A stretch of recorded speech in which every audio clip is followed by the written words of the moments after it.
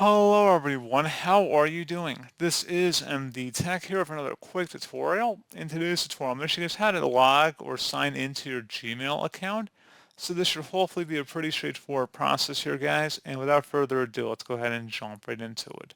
So all you have to do is navigate to Gmail. So if you want to search for it on your URL address bar, just type in gmail.com, or you can go into Google and just search for Gmail. One of the best results should come back with mail.google.com.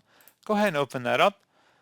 So you may have multiple email addresses here, or you might not have any listed in here. Just would show if you've had any recent sign-in activity.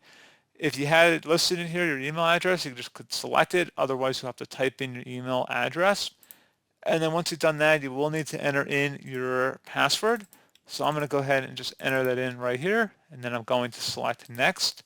Please keep in mind if you have two-factor authentication enabled or you don't have your device remembered to be saved, you may need to enter back in some sort of verification code that's sent to your phone in order to sign into the account. So that's one more potential step that you might incur.